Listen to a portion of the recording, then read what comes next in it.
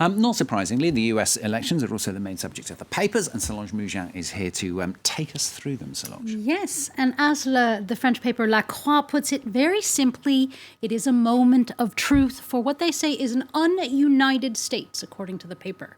And it says that this state of division between Americans hasn't been purely created by Donald Trump, but by long-standing geographical and ideological differences. With the U.S. more divided than ever, there aren't many calls of unity, though, in the press, or at least a respect for democracy. In a co-written opinion piece in the Washington Post entitled, "If You Can Think of Anything Worse Than the Other Side Winning, Imagine This," two former attorney generals, one from George W. Bush, the other from Barack Obama, who have very differing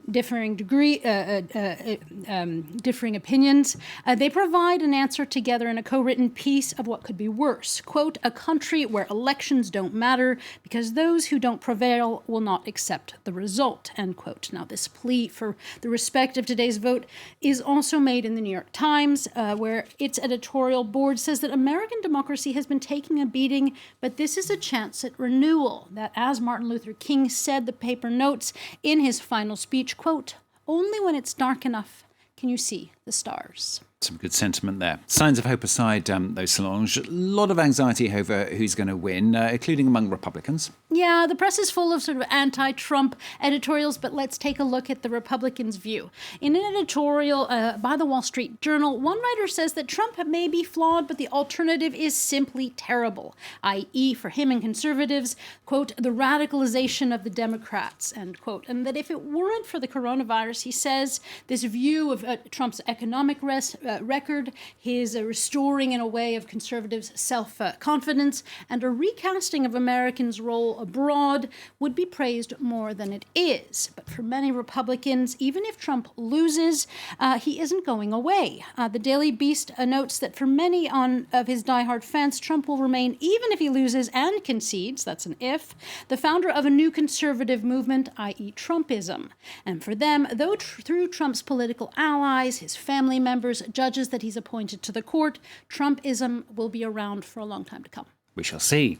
Let's push the irony button now on France 24. Irony means, of course, in the newspaper review, the cartoons. What are they saying? Yeah, let's start with Ann Telnis of the Washington Post and a drawing called Trump's Rat's Nest.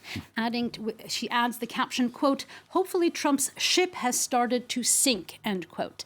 Now, this theme of ships was also picked up by the French illustrator Cac on the cover of the French daily L'Opinion, where three ships are representing the U.S., Europe, and China. They're at battle in a sort of Christopher Columbus-like way, and the EU vessel wonders what effect this American election will have, and a possible Joe Biden win will have on Brussels' role in the global political arena.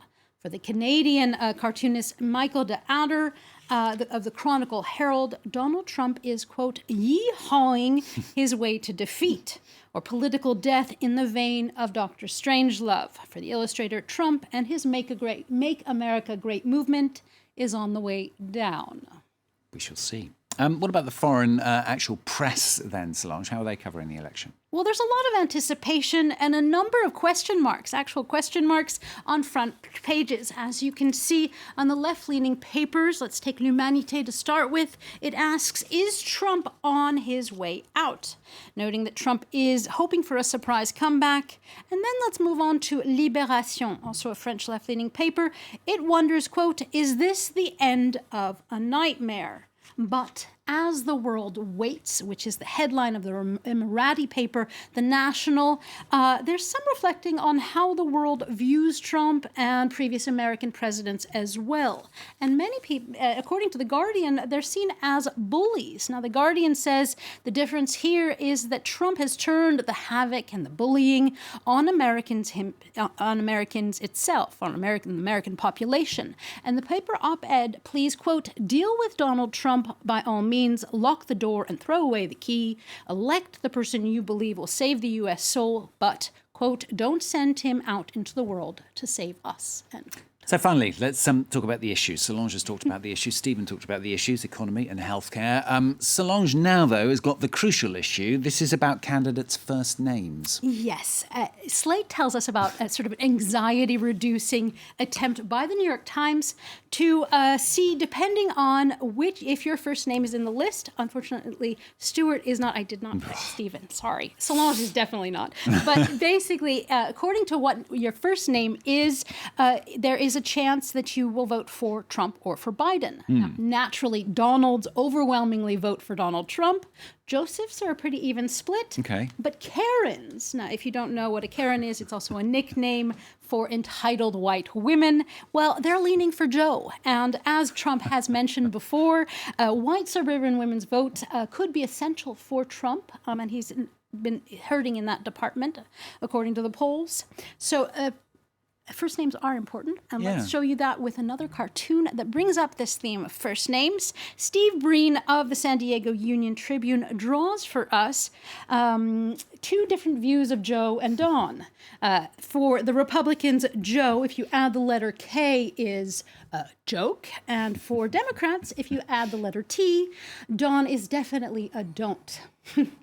Love the pens coming in there at the bottom. What about Melania's and Barack's? And, No, they we weren't need in to the check top all of these, American don't we? name list either, unfortunately. No. Okay, we'll see.